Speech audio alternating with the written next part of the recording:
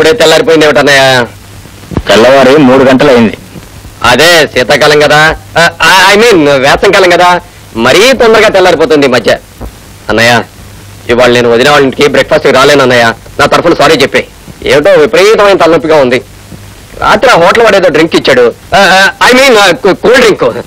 అందులో ఏం కలిపాడో ఏమిటో. ఇదేనా నువ్వు రాత్రి తాగిన కూల్ డ్రింక్? అదా, అది నీ దగ్గరికి ఎలా వచ్చిందన్నయ్య? అలాంటి ఇంట్లో ఉండకూడదు అన్నయ్య. ఇది బయట పారేస్తాను. ఆల్రైట్ అండ్ దేనికి? నీ తలనొప్పికి ఇది ఒకటే ముందు. తీసుకో విజయ్. ఈ రోజు నుంచి ప్రతి రాత్రి నీకు విస్కీ బాటిల్ తెచ్చేమని వేరైతే చెప్పాను. ఆ తాగేదేదో ఇంట్లోనే తాగి 4 గోళ్ల మధ్య అల్లరి చేయి. నలుగురు మధ్య అల్లరి పాలవటం కంటే అదే వేరేట్లు మేలు. I'm sorry. సారీ? ఎన్నిసార్లు సారీ చెప్తావు విజయ్, ఎన్నిసార్లు? నువ్వు సారీ చెప్పినప్పుడల్లా గోడ మీద గీత గీసుకుంటూ పోతే ఈ వాటి గీతలే తప్ప గోడ కనపడేది కాదు. అయినా కాలుతుందని తెలిసి నిప్పు ముట్టుకునేవాడికి అది తప్పని చెప్పడం నాదే తప్పు. I'm sorry. Not you. Not you.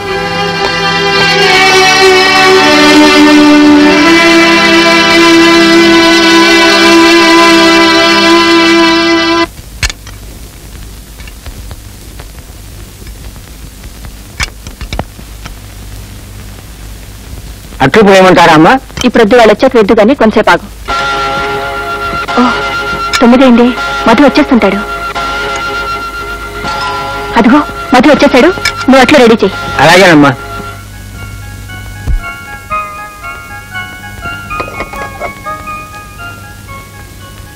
Vijay రాలేదే? నీ ముద్దుల మరదకి తలనొప్పిగా ఉందట. అయ్యో, జాలిపడాల్సిన అవసరం లేదు జయ. రాత్రి తెల్లవాళ్ళు తాగాడు, తలనొప్పి కొని తెచ్చుకున్నాడు. అలాగా?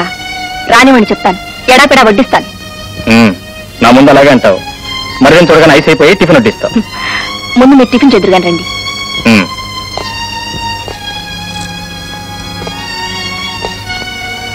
థ్యాంక్స్. మధు, విజయ్ చిన్నతనం వల్ల చిన్నపితనం వల్ల అలా ప్రవర్తిస్తున్నాడు కానీ మిమ్మల్ని బాధ పెట్టాలని కాదు. తాగడం చిన్నతనమా? తాగి అల్లరి చేయడం చిలిపితనమా? ఎందుకు అలా కోపం తెచ్చుకుంటారు? ఫ్రెండ్స్ ఎవరైనా బలవంతం చేశారేమో. ఫ్రెండ్స్? నన్ను ఎవరు బలవంతం చేయరే? నా ఫ్రెండ్స్ లోనే ఎక్కువ మంది తాగేవాళ్ళు ఉన్నారుగా. మీలాంటి మహానుభావులు 100కి 1 ఒకళ్ళు ఉంటారు. అందుకేగా దొరగారి కోసం 3 ఏళ్లుగా కాచు కూర్చుంది. సీరియస్ గా చెప్తున్నాను జయ. వృద్ధిలోకి రావాల్సిన కుర్రాడు చెడు సావాసాలు పట్టి చెడిపోతున్నాడన్నదే నా బాధ. సాంప్రదాయానికి సత్ప్రవర్తనకి పెట్టింది పేరుగా బ్రతికారు మా నాన్నగారు. అలాంటి వంశంలో పుట్టిన వీడిప్పుడు ఇలా. మధు, ఇప్పుడేమంత కొంప మునిగింది? రేపు పెళ్ళం వచ్చాక చెవి మేలేసి చెడ్డలవాట్లు మాన్పించి ఇంట్లో కూర్చోబెడుతుంది. కాలేజీ టైం అయింది, ముందు మీరు టిఫిన్ తినండి. కోపమా? నాకు నా మీద తప్ప మరెవరి మీద కోపం రాదు. వదినా, వదినా, వదినా, బాబీ, సిస్టర్లా. అబ్బా, నాకు ఇక వేరే భాషలో రావండి వదిన గారు. నేను నీ వదిలి కాను. అదేమిటి వదినా? నన్ను అలా పిలవకు. నా మాట విన్నప్పుడు నన్ను అలా పిలిచే అధికారం నీకు లేదు. రోజు పోట్లాట్లు, గొడవలు. చచ్చా, అసలు అనిపించట్లేదు నీకు? ఊళ్ళో చెడ్డ పేరు తక్కువైందనా? తాగి తందనాలు ఆడుతున్నావట. అదే ఫ్రెండ్స్ ఎవరో బలవంతం చేస్తే కొంచెం తాగాను, అంతేగాని తాగి తందనాలే వాళ్ళ. నీకెవరో అబద్ధం చెప్పారు. అసలు నీ గురించి నేను పట్టించుకోను. ఎవరి కర్మాలది, ఎవరు బ్రతకాలది. వదిన వదిన, ప్లీజ్ వదినా, ప్లీజ్. నాతో మాట్లాడుకు, నన్ను అలా పిలవకు. కొంచెం దేనా, పోనీ గోడకొచ్చేవేనా? అసలు అందరి కుర్రాళ్ళలాగా చీకటి పడగానే ఇంటికి ఎందుకు రావు? చీకటి పడగానే పక్షులాగా గూటికి చేరి నన్ను ఏం చేయమంటావు? మీ అన్నయ్యకి తోడుగా ఉండమంటాను. ఉండొచ్చు వదినా, కానీ అన్నయ్య 24 గంటలు లైబ్రరీలోనే కూర్చొని పుస్తకాల పురుగులాగా చదువుకుంటూ ఉంటాడు. నాకేమో ఒక్క పుస్తకం చూస్తేనే జ్వరం వస్తుంది. ఇక అన్ని పుస్తకాలు చూస్తే ఏకంగా టైఫాయిడే వచ్చేస్తుంది. నిన్న ఆ దేవుడు కూడా బాగు చేయలేడు. నువ్వేమైపోతున్నావు అని మధు రోజు కుమిలిపోతున్నాడే, అతని గురించి గాని అతని బాధను గురించి గాని ఎప్పుడైనా ఆలోచించావా? నిజమే వదినా, తప్పంతా నాదే. అసలు విషయం చెప్పేస్తాను. పెందనాడే ఇంటికి వచ్చేస్తే అన్నయ్య పుస్తకాలు ముందేసుకొని చదవమంటాడేమో అని నా భయం. వదినా, నా కోసం ఓ పని చేయకూడదు? నువ్వు వెంటనే పెళ్లి చేసుకొని మా ఇంటికి వచ్చేసి అర్జెంటుగా 2 పిల్లలు కలిసి నా మొహన్ పడి వాళ్ళని ఆడించడం కోసం సాయంత్రం 5 అయ్యేటప్పటికి నేను ఇంటికి రాసేటప్పుడు అన్నాడు.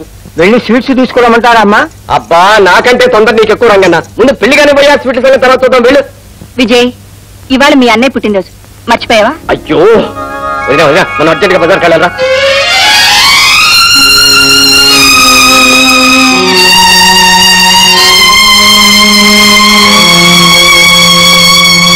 విజయ్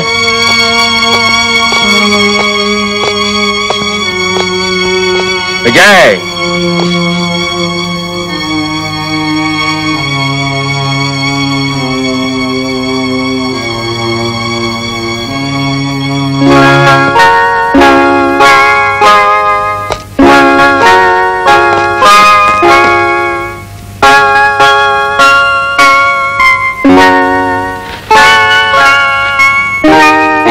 అన్నయ్యకు పుట్టినరోజు శుభాకాంక్షలు.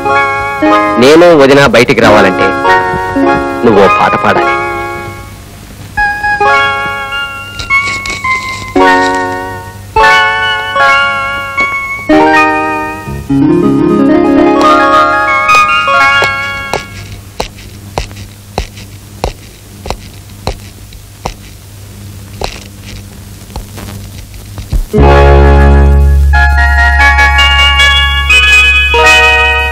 ఇప్పుడు నేను చదివిన ఈ పద్యంలో మనిషి జీవితంలో రోజు రోజుకి అనర్థాయకంగా చోటు చేసుకుంటున్న వేగాన్ని గురించి కవి పడుతున్న ఆవేదన స్పష్టమవుతుంది.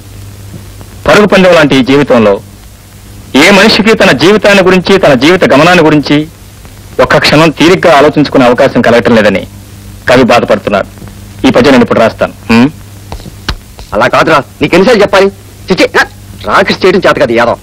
Mister Kiran, yes sir. ఇది క్లాస్ రూమ్. ముచ్చట్లు చెప్పుకోవడానికి నీ ఇష్టోత్తట్లు ప్రవర్తించడానికి ఇది నీ బెడ్రూమ్ కాదు. Mind it. Sit down. All right. ఈ పద్య లక్షణం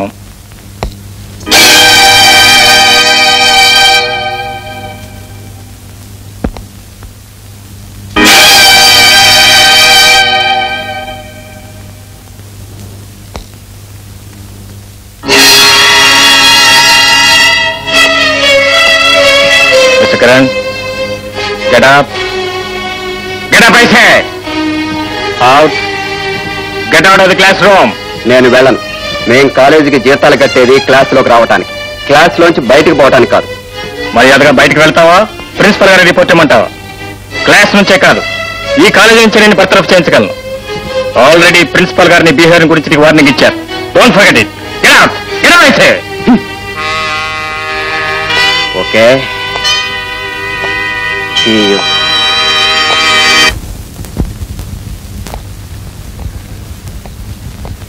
మిస్టర్ మధు, నేను జమీందార్ జగపతిరావు గారి అబ్బాయి.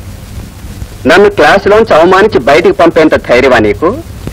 నేను తలుచుకుంటే నీలాంటి పంతులని 10 మందిని జీతాలు ఇచ్చి పోషించగలను. పోయినసారి గుంటూరులో లెక్చరర్ ఇలాగ అవమానించి బయటికి పంపితే ఒక కాలు తీసేశాను. ఏ కాలు? ఎడం కాలు. మరోసారి ఇలాంటి పిచ్చి పిచ్చి వేషాలు వేసామంటే స్టూడెంట్స్ ముందు నీ గొంతు పిస్తాను.